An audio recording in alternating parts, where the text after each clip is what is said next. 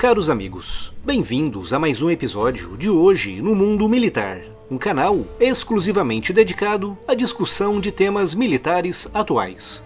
Neste vídeo lembraremos a importantíssima Batalha Naval do Riachuelo, que se realizou neste dia 11 de junho do ano de 1865, uma batalha que praticamente decidiu o resultado da Guerra do Paraguai. Para entendermos a importância e o significado da Batalha Naval do Riachuelo, temos que recuar um pouco no tempo para contextualizarmos na Guerra do Paraguai, o maior conflito armado ocorrido na América do Sul.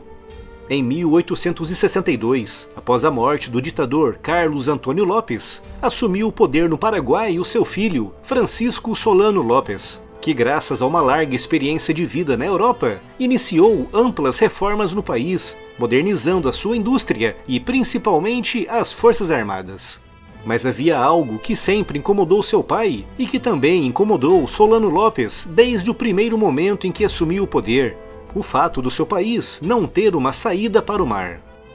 Para remediar essa situação, Solano Lopes iniciou uma íntima parceria com Atanásio Aguirre, que liderava um governo provisório no Uruguai, através do qual pretendia obter livre trânsito fluvial até o Atlântico, podendo assim estabelecer livre contato comercial com a Europa. No entanto, em 1864, graças a uma intervenção brasileira, Atanásio Aguirre foi deposto no Uruguai, deitando por terra os planos paraguaios. Como vingança, Solano Lopes aprisionou o vapor brasileiro Marquês de Olinda, que navegava rumo à província do Mato Grosso, transportando Frederico Carneiro de Campos, o novo presidente da região, que morreria vítima de maus tratos.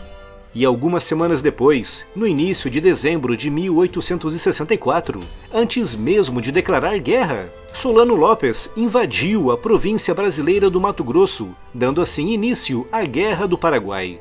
Nessa época, o Paraguai tinha forças militares muito bem armadas e organizadas, superiores em termos numéricos e qualitativos às forças argentinas e brasileiras. E como contavam com a iniciativa, alcançaram grandes e importantes vitórias nos primeiros meses da guerra.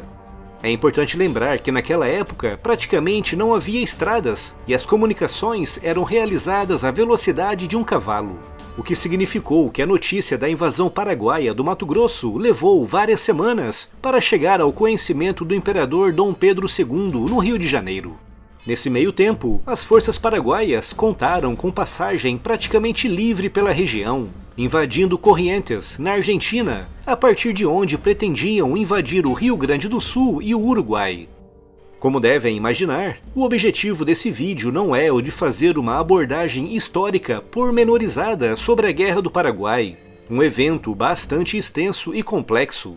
Por isso, apenas para resumir, entre 1864 e 1865, na chamada primeira fase da guerra, o Paraguai avançou imparável pela Argentina e pelo Brasil, conquistando amplas regiões. Um primeiro passo importante no sonho de Solano Lopes para o chamado Grande Paraguai, um país que se estenderia do atual Paraguai até o Oceano Atlântico, passando pelo norte da Argentina e por todo o sul do Brasil e também pelo Uruguai. Para fazer frente a esses planos, no dia 1º de maio de 1865, o Brasil, a Argentina e o Uruguai assinaram em Buenos Aires o Tratado da Tríplice Aliança. No entanto, mesmo as forças combinadas desses três países, totalizando menos de 40 mil soldados no início da guerra, eram inferiores aos 80 mil soldados do Paraguai, mas o Brasil tinha uma vantagem gigantesca: a sua marinha de guerra, composta por 42 navios, 239 bocas de fogo e mais de 4 mil homens bem treinados. Os aliados sabiam que a única forma de vencerem as forças paraguaias era através de ações navais na Bacia do Prata, com o objetivo de isolar as várias unidades terrestres paraguaias espalhadas pela Argentina e pelo Brasil. Como naquela época praticamente não havia estradas, era através da Bacia do Prata que os exércitos se comunicavam, transportando ordens, munições e suprimentos. E por isso, quem dominasse esses rios estaria sempre um passo à frente do adversário. Solano Lopes sabia disso e por isso planejou um ataque surpresa contra a esquadra brasileira que estava ancorada ao largo do Chaco, no arroio Riachuelo, um dos afluentes do rio Paraguai, na província argentina de Corrientes. O plano era atacar os navios brasileiros nas primeiras horas da madrugada do dia 11 de junho de 1865, mas muitos navios paraguaios atrasaram-se e por isso o fator surpresa acabou por se perder. A esquadra brasileira, liderada pelo então chefe de divisão Francisco Manuel Barroso da Silva, alertada às 9 horas da manhã para a aproximação dos navios paraguaios, rapidamente entrou em formação de batalha, posicionando os seus 9 navios com 59 bocas de fogo para enfrentar os navios inimigos. A força paraguaia era formada por 8 navios com um total de 38 bocas de fogo e contava com o apoio de 1.200 atiradores do exército e de alguns canhões estrategicamente bem posicionados nas barrancas da foz do Riachuelo. A ação começou às 9h25, com a frota paraguaia descendo o rio e passando ao lado da frota brasileira, resultando em algumas trocas de tiros e algumas embarcações de pequeno porte afundadas ou danificadas. Às 10h50 tem início a segunda carga e dessa vez é a frota brasileira que toma a iniciativa, descendo o rio em direção ao inimigo, mas os canhões paraguaios na margem abrem fogo, danificando seriamente a corveta Belmont, que por pouco não naufragou. Por volta do meio-dia, após alguns golpes de azar, a situação da frota brasileira é crítica, com 2 navios encalhados e a corveta Parnaíba correndo o sério risco de ser capturada, tendo sido abordada por 500 inimigos, defendida por apenas 260 brasileiros. Nessa batalha pelo Parnaíba, os paraguaios chegaram a controlar mais da metade da embarcação, levando a atos de extrema bravura dos brasileiros, como o do guarda-marinha João Guilherme Greenhalgh, do marinheiro Marcílio Dias, e do capitão de infantaria Pedro Afonso Ferreira e do tenente Feliciano Inácio Andrade Maia, que foram mortos enquanto defendiam com a vida a bandeira do Brasil hasteada no mastro da embarcação. Mas quando tudo parecia perdido, por volta das 13 horas, 2 embarcações brasileiras chegaram para socorrer o Parnaíba, obrigando os atacantes paraguaios a abandonarem a abordagem, com a bandeira brasileira sendo novamente hasteada na corveta. Às 14 horas, a batalha estava indefinida, com ambos os lados tendo sofrido pesadas baixas, momento no qual a fragata Amazonas, a nau capitânia da frota brasileira, avançou águas acima, lançando-se contra o vapor paraguaio Gerruí, levando-o ao fundo. Nos minutos seguintes, a fragata Amazonas de Barroso investiu contra várias outras embarcações, desbaratando a frota paraguaia, que se viu perigosamente reduzida a apenas 5 navios e algumas chatas canhoneiras, batendo imediatamente em retirada às 17h30. Com a vitória brasileira, o Paraguai perdeu grande parte da sua força naval, dando à Tríplice Aliança o controle sobre a Bacia do Prata, resultando no isolamento das várias unidades terrestres paraguaias que combatiam na Argentina e no Brasil. A partir desse momento, apesar do Paraguai ainda possuir uma força terrestre superior, sem o controle da Bacia do Prata, as tropas de Solano Lopes foram obrigadas a recuar, iniciando uma longa e desgastante guerra defensiva. Apesar da vitória brasileira na Batalha do Riachuelo em 1865, a Guerra do Paraguai só terminaria 5 anos depois, em 1870, resultando em 300 mil mortos para o lado paraguaio e em 70 mil mortos para o lado dos brasileiros, argentinos e uruguaios. Dentre os vários sinais emitidos pela capitânia de Barroso durante a batalha, um deles tem um significado especial, tendo sido emitido no momento mais crítico do confronto. Um sinal curto, mas que fez toda a diferença, e que dizia o seguinte: "O Brasil espera que cada um cumpra o seu dever." Foi o suficiente para garantir a vitória da nossa marinha.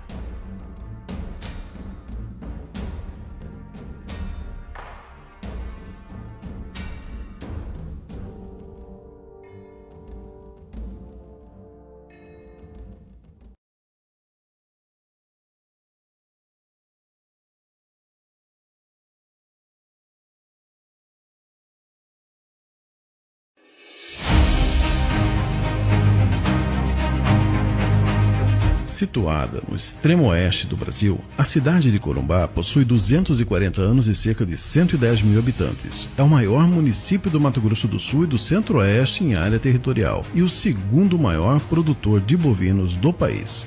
Estratégica desde o seu nascimento, considerada a capital do Pantanal, o município possui um dos mais importantes portos fluviais do Brasil e do mundo, e o único que possui uma rota bioceânica multimodal ligando o Brasil ao Oceano Pacífico no Chile. Riquíssima em diversidade multicultural, costumes centenários e história, Corumbá também foi um dos cenários de guerra do maior conflito da história da América do Sul, a Guerra do Paraguai. Essa retomada de Corumbá representa um marco histórico muito importante para a nossa história. Isso porque aqui Corumbá no passado foi um dos mais importantes da história da Guerra do Paraguai, que é considerada até hoje uma das maiores guerras que houve no continente. Nessa guerra, o Paraguai invadiu o Brasil e aqui estamos em frente à Praça da República, onde aqui na ladeira Cunha Cruz, por onde subiram os paraguaios e invadiram a cidade. Nós temos relatos que durante a invasão, boa parte da população de Corumbá fugiu da cidade e foram para outros lugares. Mas aqui ficou, foi aprisionado, alguns foram mortos durante esse embate com os paraguaios. A cidade ficou sitiada, eles invadiram fazendas, né? E para poder retomar essas terras, Antônio Maria Coelho foi ao Rio de Janeiro solicitar apoio e comunicar ao imperador, e o imperador mandou umas forças que vieram para Corumbá para poder retomar a cidade dos paraguaios. A Guerra do Paraguai inicia para o Mato Grosso em 1864, com a chegada da coluna expedicionária do Paraguai, que vai chegar em 27 de dezembro em Forte Coimbra. A guarnição de Coimbra, com efetivo bem reduzido, bem diferente do efetivo que vinha dos paraguaios, bem inferior, ela sustenta o ataque por 3 dias, evitando que houvesse um massacre. Então, após 3 dias de combate, verificou-se que não tinha possibilidade de vencer o inimigo, então houve uma retirada estratégica. Então, a população de Coimbra foi retirada, juntamente com os militares, e vieram para Corumbá, onde se encontrava a maior guarnição do Mato Grosso naquele período. As tropas chegando em Corumbá, elas dão um alerta estratégico para que as pessoas e os militares que aqui estivessem saíssem da cidade, porque não tinha como sobreviver a tamanha força do exército paraguaio. A guarnição que aqui estava leva de janeiro de 1865 até maio para realmente acabar esse deslocamento. Então, paraguaios vão chegar aqui em janeiro de 65, poucos dias após o segundo ataque do histórico Forte Coimbra,